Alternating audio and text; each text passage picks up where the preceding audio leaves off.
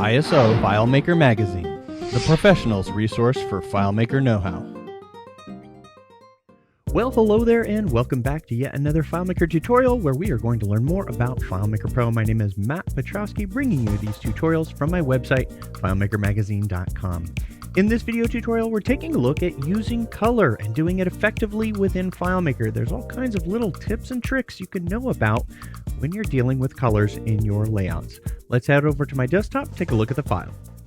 All right, thank you for joining me here on my desktop. As you can see, the file that I'm referencing is a new version of a theme file that I'm working on. And if you're not familiar, I have another companion website over at FileMakerThemes.com.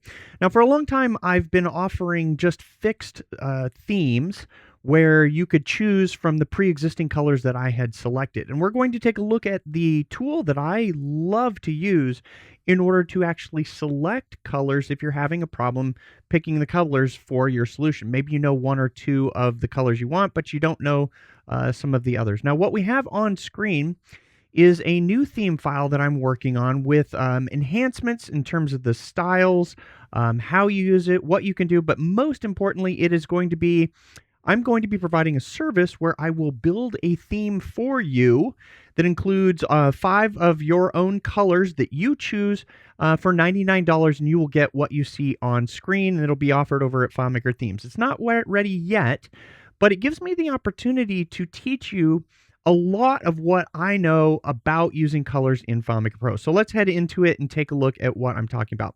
First off, all of these colors that we see on screen, including the gradients, are all being driven by the default FileMaker palette. Now, if you're not familiar with the FileMaker palette, as I go into layout mode on the file here, and I'll size the window here so that we can see what is going on with regards to color.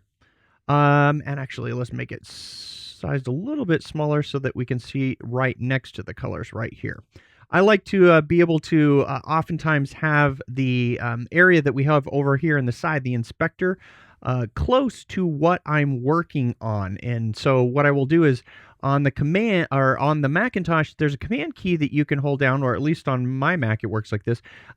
You can see that I have my mouse has the wheel, and that wheel normally scrolls up and down, but if you hold down the command key, it allows you to scroll side to side, which is convenient for if I'm wanting to work on the colors right here, and then I want to work on something else in this layout, I can scroll over and actually just take a look at it without having to do a whole lot of resizing here. But I do like to get because these areas on the sides expand your solution out when you go into layout mode, it's just a nice little tip that you can have there.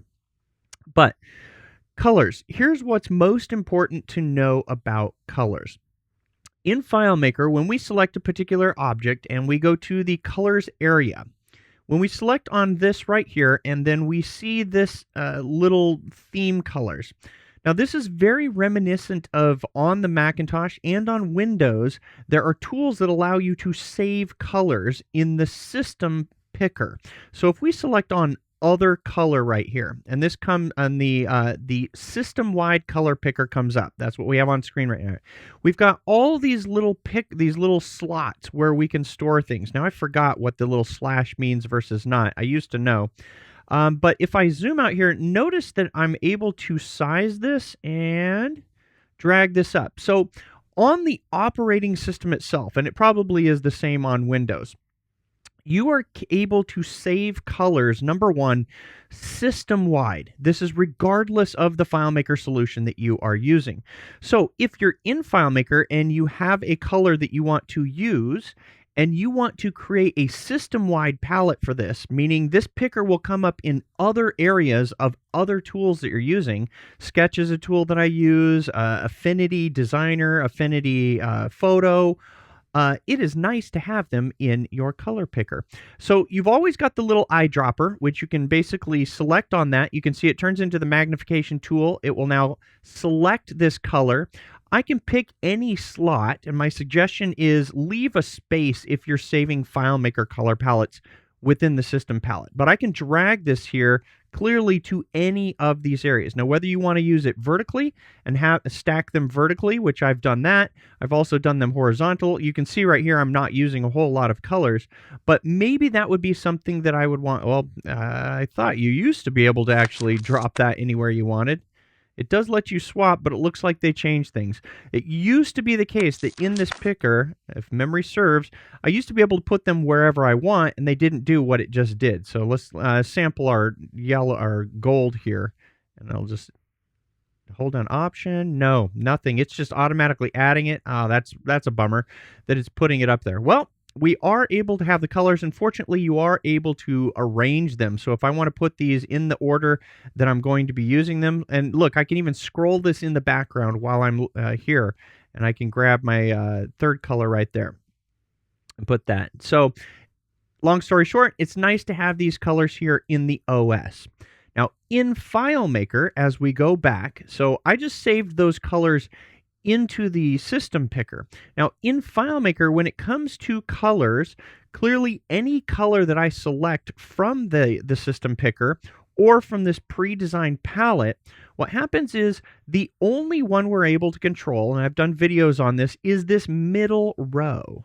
And that's because FileMaker, by default, is only going to allow us to put that one color because it is creating the darker variation and the lighter variation. Now you are able to rearrange these. You can see that as I drag them, I can put them in a different order. This palette was automatically added by the theme when I create the theme.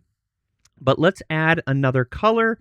Let's go say we want to pick just a random color, which at this point, this is a good opportunity to talk about this right here, HSB. I've talked about it before. FileMaker uses internally, it has an RGB function. This is the worst way for you to deal with colors, and I'm going to show you in this video how I store the colors from my theme into custom functions for use in the rest of my solution. Give you also a great tip about using colors in your UI, especially if it crosses multiple layouts. But instead of using RGB, we're always going to want to use this HSB whenever we're doing layout design. And that is because it allows us to, let's get this a little bit brighter and take a look at how this works. We are able to access the rainbow right here. It's basically like a circle. It's a globe, I guess you should say, because it gets up to 360 degrees. So red on one end, and it wraps over and becomes red on the other end. So it basically is like a circle as I move the cursor around there. So that's easy to think about when it comes to the hue. Just think about the globe.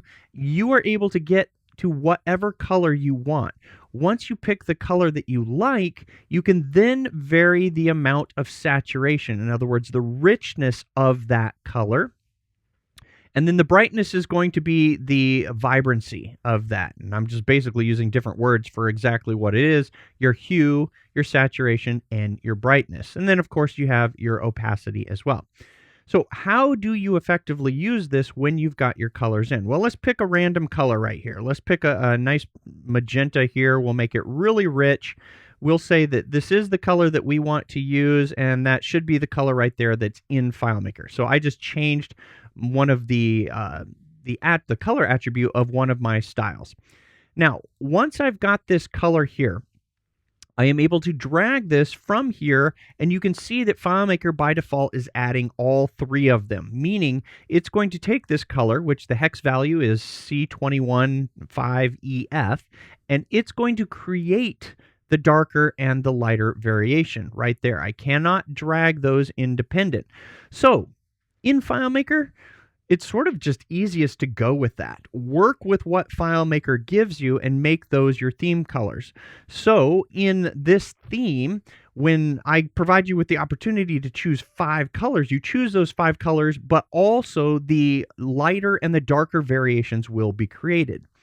Likewise, one of the nice conveniences of the theme that it will offer is it will create all of the gradients for you, going from the intermediate, in other words, going from the light variation to the color that you pick, and then also a version that goes from the dark variation to the intermediate.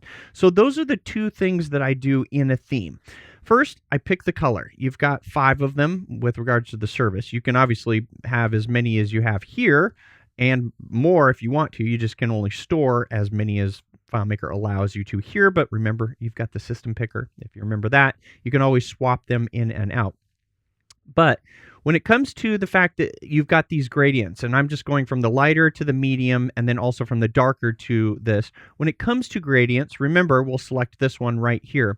Whenever you do have a gradient with a starting and an ending color, this right here is just going to let you flop those. So you want, and you get a completely different look. If you just keep looking right there, when we flop that, you just get a completely different variation. You can save a new style and it works really, really great. Another thing, when it comes to colors, and let's go back up and select our color right here. The great thing about working with colors and, well, styles in particular, is that even though I changed this to the magenta, it was never inherently saved with this style, and that's because these are still red right here. So my text color 1 dark, it still shows this little asterisk, and the red triangle means that it has been modified with a local style override. Search up some of my other videos where I talk about styles and why you should never use the defaults. In fact, I'll be shooting other videos about that as well with regards to the theme. But here we can see that I can always revert my changes to the style. So if I need to go back to my original color, that's great. So how do you pick colors when you have, let's say you've got your 5 colors, and out of that, one of them is going to be your primary color, typically known as your accent, your primary accent color, and then maybe you'll have a secondary. Well, we're not going to go into color theory in this video and talk about complementary and triadic and all the different color on the color wheel, the way that you can pick. It's sort of like, I always think of it as Christmas. You know, green and red work really well because they're opposite on the spectrum in terms of where they appear. But one of the things to recognize, because I showed you that HSB, the way that I would choose colors. Let's say that this color is something that I'm working with, and I want this text to more or less sort of blend in as opposed to being really strong. Now, the theme that's generated, you can see that we've got, for example, a darker color here on a lighter variation of color, which has a greater saturation versus this where you've got more contrast and it goes white. Now there are some things that I do in order to actually come at a color that will complement this, but we're going to use this one as an example, and I'm going to show you how to use the HSB in order to get different variations, which is what provides the interest and the pop for your solution. Now, a lot of FileMaker developers, they will just simply stick with the fact that, and we need to be able to see both of these here. Maybe I can get them both on screen. And the color will be out of the way, but that's all right. What we're taking a look at more or less is the text. So the text here, we can see that there is a variation right here. Now, when we choose this, we'll need to choose the picker so that we can zoom in. And we get this. What our objective here is, we can start with the color that's automatically on this, or if we want to have something sort of blend in. I think of this very much like a some wild animal in a jungle. It's either got super vibrant colors where it's going to pop out, stand out because it wants to attract attention. Think about a colorful bird. Or it's going to be like a snake.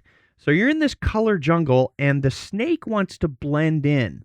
And you're not going to be able to see the snake as much as you're going to be able to see the bird. And that's literally, when I'm designing my UI and my user experience, that's what I'm thinking about. That always comes down to, what's the number one thing that the user needs to observe or see about this? That's going to be the really colorful bird in the jungle. And what is all of the rest of the information that sort of needs to just fade into the background? So with this text in particular, one of the things I will do is I can use this picker right here, and I've set the text now to the same color as the color selection itself, blended it in totally. This is a snake that you cannot even see. But what you can do now is you can play with your variation in order to bring things up. And notice, look at that. That's so cool to just sit here and visually play with this.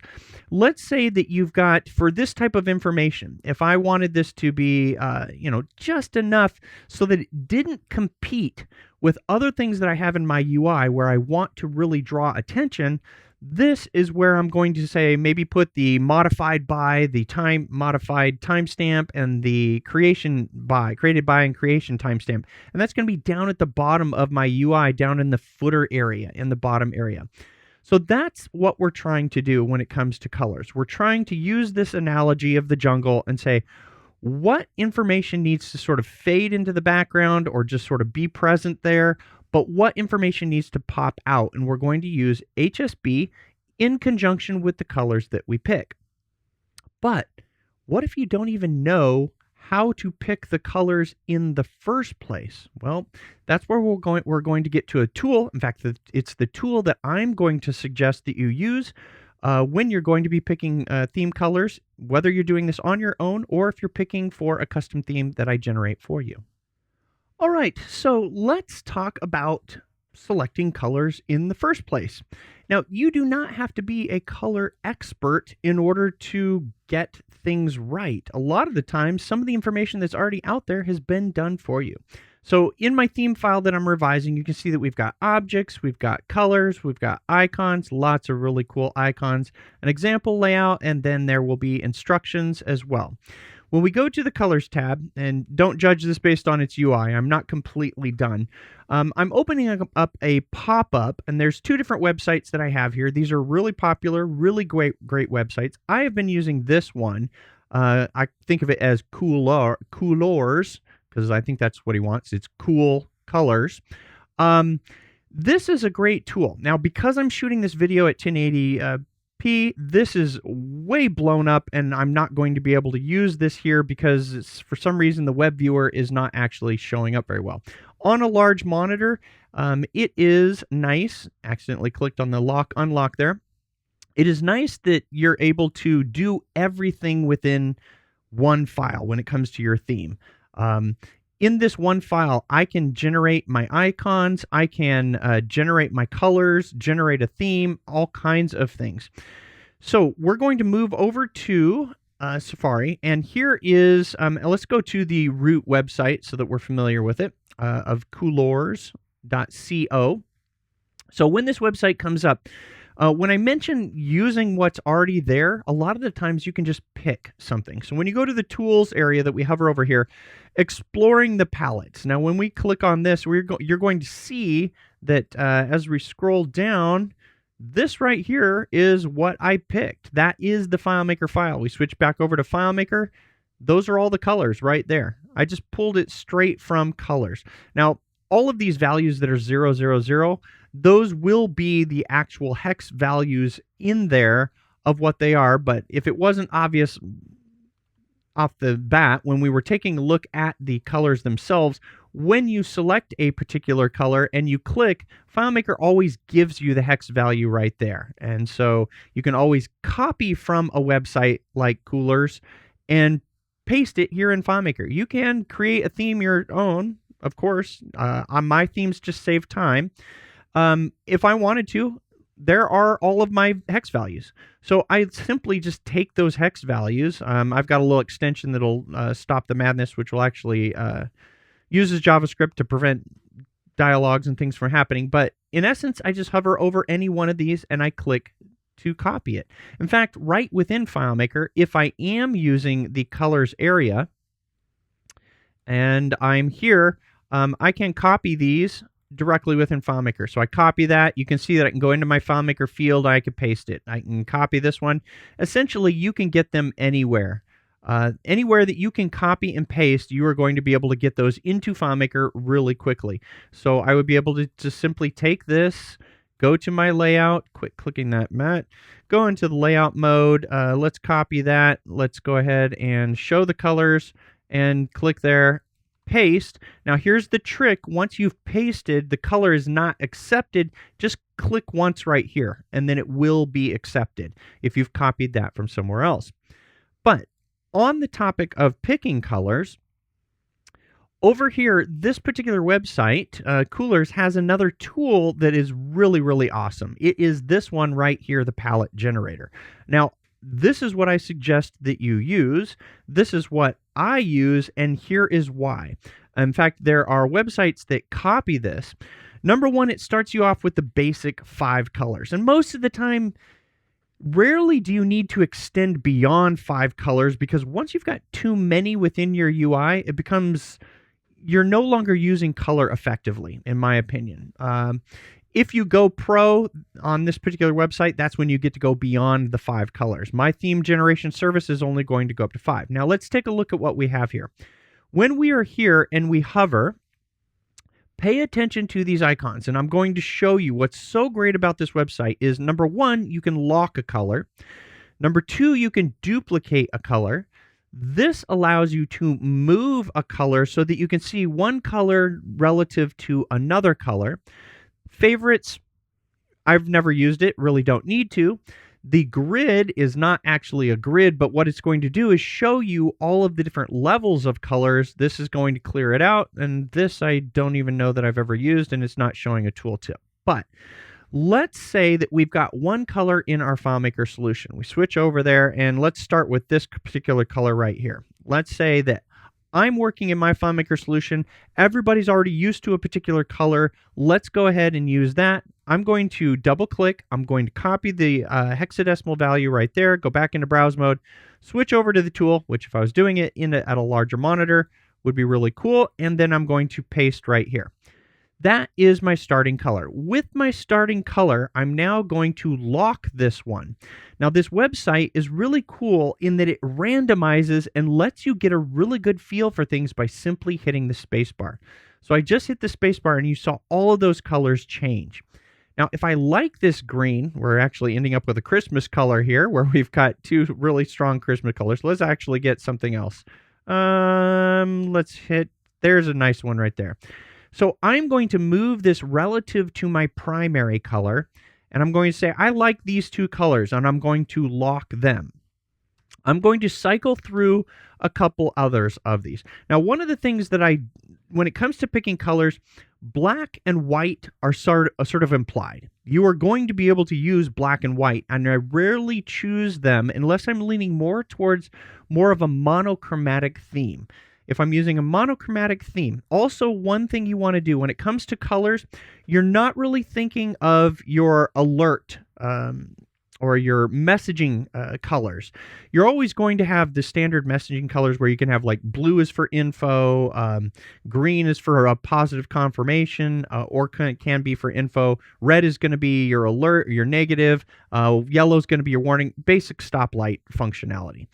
So, let's just pick another color right here. I want to cycle through. Give me, a good orange looks really nice. Let's go ahead and lock that one. We'll move it relative to that one. Lock that one. And this one, let's say I want to view the different shades. So this is going to allow me to say, you know what? I'm going to lean towards a darker or a lighter variation. Now, one of the things you need to know is this, look at, it's got that nice text that once you go past a certain amount, the contrast is going to change with regards to the color of the text. One thing to remember is it is possible to make color selections that don't, if your saturation is really too strong, then that one color relative to all of your other colors might be in conflict, and you have to use it sparingly in your UI. Typically, it's your accent color. But really, you're looking for, you can either go for consistent saturation or wild variations. Again, go to the tools, go to the Explore palettes, and that's going to give you information on this website, and there's other websites you can use, of what do people tend to like, and then look at those things. If I went to the Explore palettes, I usually look at what are the palettes that most of the people are picking and using, and there's all kinds of other designer websites. So in essence, this is how I pick my colors. I primarily use this one tool and just this feature in order to pick the colors. Now, this is probably, if you're going to be going for a custom theme, this is what I would suggest you use, because what you're able to do is you're able to go up to the export option on this page, and you will be able to either send me the SVG, and then I can generate your theme for you and have it to you within 28 to 48 hours. I haven't figured out, or 24 to 48. I haven't figured out how long it takes me in order to tweak the themes and get the colors exactly right, etc. But another way to do this is in the file. You will be able to, when you're using this website in the file and you copy them into the actual fields in this area right here, in this undesigned layout, I'm going to have a submit button where you will be able to actually just submit, and it will either create an email or send a web form or something. It'll shoot it to me. I generate the theme, and then I send you the theme for you to unlock, pay for and unlock. But some of the other things with regards to colors, this other website that's in here, this colorseva.design, we'll load that one up.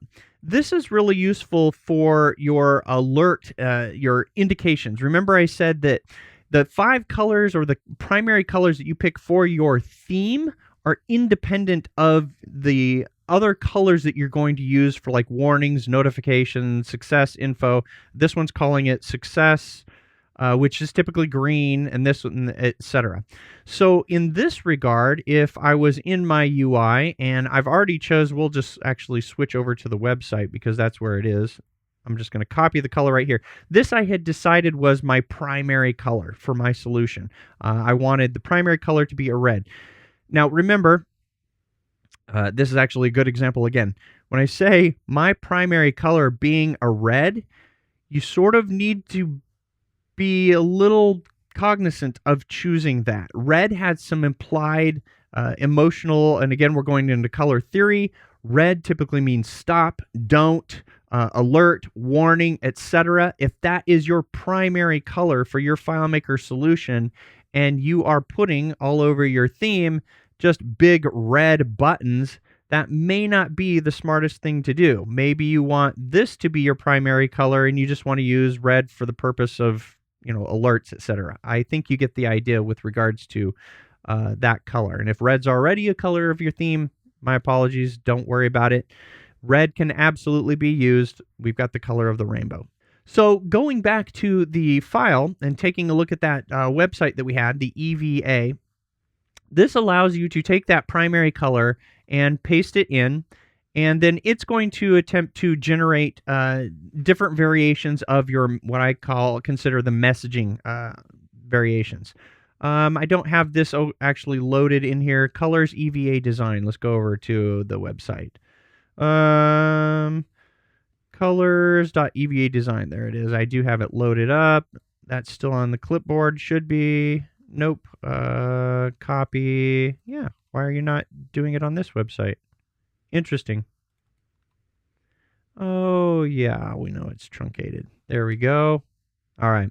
So it's just doing automatic adjustments for you based on your primary color. It's going to try to pick some complementary, in terms of their saturation, colors for you, and you don't have to do a whole lot of this yourself. So now I would just simply take these into my FileMaker solution, and they are going to be my alerts and warnings. So let's go back over to my files just so we can round things out. Go into layout mode, and this is where we will add. So I've picked my 5 colors for my theme. Those are going to be in the theme file if you have me generate it. Now I'm just going to add my warning icons. Again, I'm just going to drag that one right there. We'll switch over to the website and just get a couple others. Here's my warning right here. All automated in terms of being generated for me. And then we'll go over here. That's the red. I'm just going to use whatever they suggest. Go in, paste, drag, and then is there anything else here? Info is what I was missing right there. And paste that and drag. And so you can see now from the start of this video what we have. We have got my theme colors, one of which is going to be my primary, and you'll need to designate that in the the information that I give, because when we go into browse mode, you can see that the primary color actually ends up being the highlight color of any of the objects. And if you are interested in the themes over at FileMaker Themes, I will have all kinds of other videos talking about how to install the theme, how to actually adjust the font, adjust corner radius, etc. All kinds of things about using the default style, etc. But when it comes to colors, I now have what I would consider a theme complete color palette. I've got all of my colors, FileMaker's dark variations, FileMaker's light variations, and I have my alert colors that I'm going to be using, and I'm just going to stick to this. This is what I'm going to use. This is what's going to provide your layout, your theme, your design with regards to color consistency. Outside of that, you can see in the background here, we've got a grid. I will have other videos about using the grid and doing really good design within FileMaker. Stick with the grid. The grid is actually what makes your solutions look nice. Stick with your colors. Don't go too crazy and use too many of them too wildly all over the place. But this is how you can get a really good look. Now, there's one thing that I'm going to leave you with when it comes to using colors and items in your FileMaker UI. So, one of the most common things, and I should have loaded up a file that would have a good example of this, but I think you'll get the idea when I put it on screen. I'm going to go into layout mode. I'm going to select a portal, and I'm just going to drag this portal right here. And we will say that it's current table. So we're going to do what's called a master detail, where you've got a sidebar that lists all of the records you can access. You click on that and it just loads the record. A very common thing. And what ends up happening is it ends up being used across multiple layouts. Now, our whole goal in FileMaker is to do and develop things so that we only have them in one place. And I talked about this in a previous video. In fact, it was just the most recent video that I shot. Now we're going to put this, where can I work with down here? I'll work down at the bottom underneath this portal. And we'll use this portal as a reference as I use my shortcut keys. So you may be familiar with the FileMaker button tool. You're probably also familiar with the text tool. The best tool to use for a navigation portal is a button bar, and you're going to use a single segment button bar, and I will tell you why. So with that tool selected, we will go in and we will drag out a tool right here, a button bar setup. We will get rid by clicking the minus 2 times. We now have a single segment button bar. Now, typically this is just going to have whatever information is on that button. But it's going to be, in this case, let's just put the text right there. This is all fine and dandy if you are going to use this portal in one place on one layout, and that is it. As soon as I'm going to use this portal on more than one layout, I'm going to take a few extra steps, and I'm going to walk you through the process that I do that with. First, let's align this up to the top and the left. We'll make it the same width right there. I've got shortcut keys, if you don't know, that I have simply assigned through the operating system in order to get this exactly the size that I want. In fact, what I will do is I will select the portal. I will hold down the command key as I attempt to drag. I'll note the row height. It is 36 points. I will now select my button bar, single segment, and I will hold down the command key and drag that. The command key, by the way, bypasses the grid. Right now I have the snap on the grid in the inspector. If you don't know where that is, let's take a quick look. In the inspector, in the first tab area, all the way down at the, select the first tab, Matt, all the way down at the bottom, you have snap to grid and you have show grid. So if you didn't know that those were there, I rarely turn this off. In fact, I leave it on because I know that I can use the command key on the Macintosh, and it may be something else, forget Shift, it's either Shift or Alt on Windows, in order to bypass the grid. Otherwise, each time I drag without that holding that key, you can see that it's popping. Hold that, I can get this to 36, which is the row height. That actually may be larger than is necessary. I'll select this. I will then go over to my third area. Let's do a little bit of refinement. We'll put it left aligned and give it a little bit more off of the edge right there. So our whole goal now is not so much to style this particular navigation row of this portal. Instead, our objective is to use our colors for this object so that it can be used solution wide. Now, typically, what I will do is I will initially design the look and feel of the button here in layout mode. Then I will take that into a custom function. So let's see what that looks like. FileMaker uses R, G, and B. And let's say this is my primary color right here. FileMaker has already given me the colors that I need for this. Unfortunately, it's not as easy to get because with this selected, I do have to go into the other color. There's nothing that allows me to pick this right off of the screen unless I use a separate tool. There is a separate tool on the Macintosh, and there's also one on Windows. It's worth mentioning because we're dealing with colors. Digital Color Meter. If you type in that, and I'm just using a tool called Launch Bar here, if you bring that up, and that tool is going to open, what's really nice is this allows you to change the different color values of what you want to look at. So we can see right here, I go up to the View menu, I go to Display Values, I can view it as decimal, hexadecimal, or percentage. Now, FileMaker uses decimal values.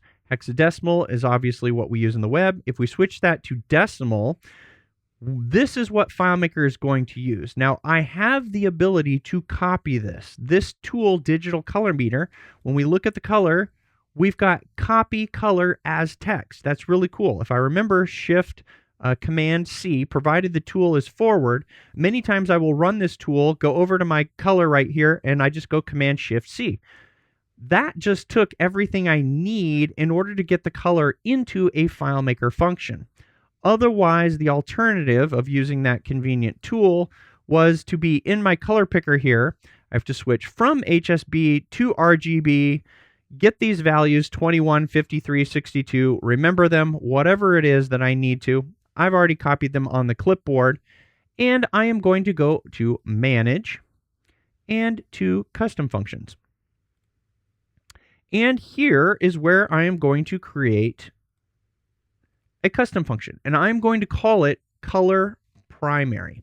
So whatever your primary color is, that's what you want to use. So as I paste right here, I've got the three values that I need, the R, G, and B. All I need is the function. The function, if you don't know, we can type in RGB. It is right there. It accepts red, green, and blue. I'm going to put that in right here. We'll just put that in, and then we will cut the 21, put that there, and same with the 53, and same with the 62. And with that, what's going to happen is this is now a custom function where I have taken the color that I've designated as my primary, and I can now use this solution-wide. This is what makes it absolutely wonderful with regards to coloring things. Now, there's many different ways in FileMaker to color things. Let's go back down to our portal. Here are the options that I could have taken.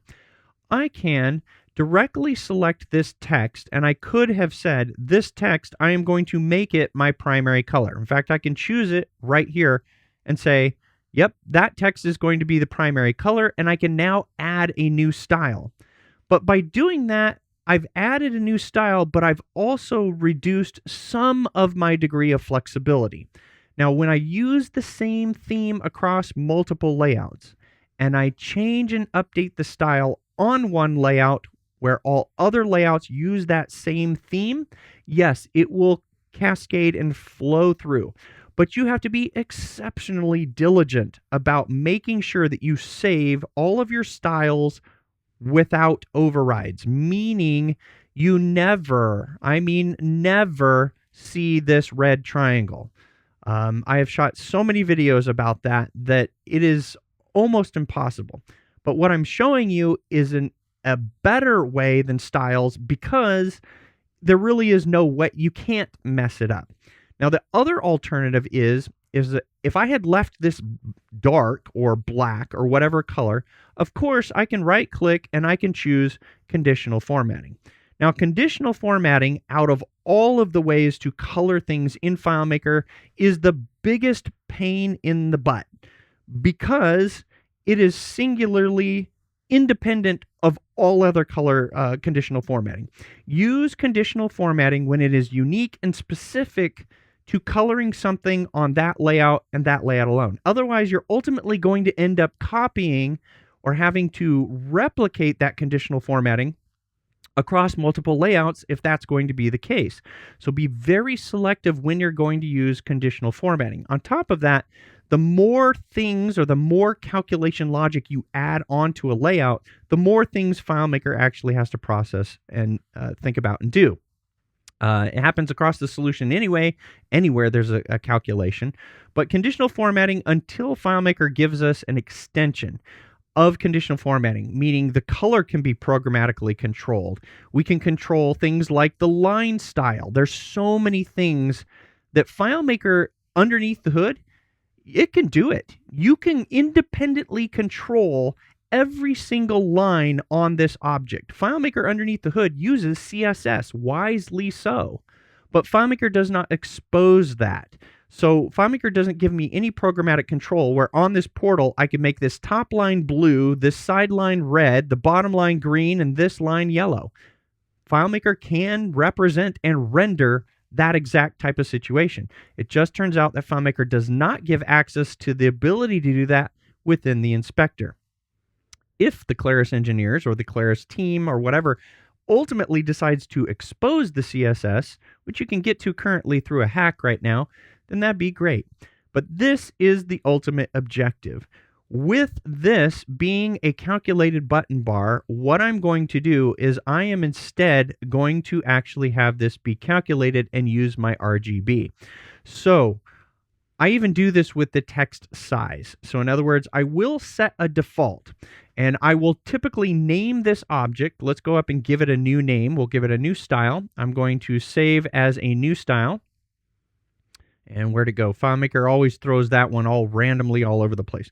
I will name styles specific to their functional area of use. This is going to be a sidebar navigation row for me. And that way I know that when I update this style, I know what it's going to impact solution-wide. So I've saved that right there. Now it's got some okay defaults. I did apply the color, but really I didn't need to. I could have left this black because instead what I'm going to do for this object, knowing that it's going to be used across more than one layout, is I am going to use FileMaker's style functions. This is absolutely the best way to go about this. In FileMaker, you have got all of these text functions. Text color remove, text font remove, format remove, size remove, style, and style remove. Now, out of all of these, the ones that I do use the most are text color, text size, and then text style. And it's typically adding it. Now, here's the suggestion. Leave the style for your sidebar as plain. It's always easier to add styles than it is to remove styles. So in this case, if I have this really cool button bar or this sidebar navigation, what I'm going to do now is I'm going to put in text color. My RGB, I don't even need to specify it. Remember, I created that custom function. Color primary, right there. That's going to return the decimal value that I need in order to color my text. Now what I'm going to do is I'm going to cut that and I'm going to do text style add. And I'm going to, so I had cut that to my clipboard. I've now highlighted the text. I now paste this in. I want this to be bold. And then I'm going to put in some additional text. So at this point, what I'm doing is I am using FileMaker to now programmatically make my solution look the way that I want it to do. So let's add in some additional things. I am going to add in some text. Let's say that it's going to be a return. I've got some additional information here really quickly. And what I'm going to do to this, Let's say, for example, I have set the style for this navigation sidebar to be the exact size that I want. I want it to be at 15 or 16 points. So I don't need to use the text size function on the main text. I'm just going to apply color and style, making it bold. But by default, the normal setting is not bold, it's plain, but I want the text size to be smaller. So now I'm going to use text size, paste that in, and this I'm going to reduce it down by 11. Now, or set it to a fixed 11. Now, unfortunately, in programming, what usually is pretty nice is if we had getters and we could get the current font size of this particular object, which in some cases you can. I wonder, get layout object attribute? No, it doesn't. It does not return the font size. If it did, you would be able to name this object, get its primary size, and then actually reduce it by a certain amount. So in other words, it would be, get object font size. This is all me pseudo coding right here. And you would do -2 right there, which would programmatically would be really nice. But in FileMaker, we're stuck with a fixed amount. Now, if I know that my style is 16 and this is 11, I've got enough variation, which makes this really nice. So let me copy all of that to my clipboard, because what I have now, and also if you don't know, we are always going to go up to our View menu. We're going to go to, I'm covering it there, the Show menu, and we are going to choose this one, Sample Data. We never need to leave FileMaker in order to see what result we're going to have when we're working in layout mode. My big text is not there because I'm referencing a field that's empty right now. So we will go into browse mode, and actually let's go ahead and give this a little bit more style just so that we can make this nice. I didn't take the time to let's put text color right here. We're going to make it a little bit more subdued is what I'm going to do. I didn't take the time to do it. Don't be lazy and do what I'm doing right here. 230, 230, 230. So at this stage, what I would do is I would cut this or copy this, go to a custom function, make a new custom function, call it color gray, because that's more or less what this is going to be, and then come back to this and actually put this in. But to make a long story short, that's almost too gray, Matt. That's way faded out. Let's give it a little bit more. We want to go closer down towards the 128. One thing good to remember about color. When it comes to color, 0 is your black, and that goes all the way up to 255 or 256. You can't have 256 because 0 counts as a value right there. But the midway point between that is 128. So if you don't know, just remember that right there. That alone is, that's all the way to the left, that's all the way to the right, that's right in the middle. So if you want a gray that is in the middle at 50, 128 is your number. You want something in between those, split the difference. So in this case, let's just make it a little bit darker. I'll move it towards, let's just go 200. That should be good enough. And we'll take that off right there. And we'll copy that again, and we'll say, okay, we'll go into browse mode. We will give our field button here. So that is our data. That's what's actually driving our button. And then we can see right here, we've got the button. Now, of course, I would need to take this off, but there it is. There is my primary color. Now, here's what's great about this. Because this button is going to appear in multiple places across multiple layouts, I'm going to take it one step further, and that is go up to Manage Custom Functions again. And in this case, I'm going to create a custom function that is now sidebar nav button, if that's what makes sense. And I will paste this in right here. Now, what I've in essence done is I'm using custom functions. I'm actually using and abusing custom functions so that I can have this code be in one place only.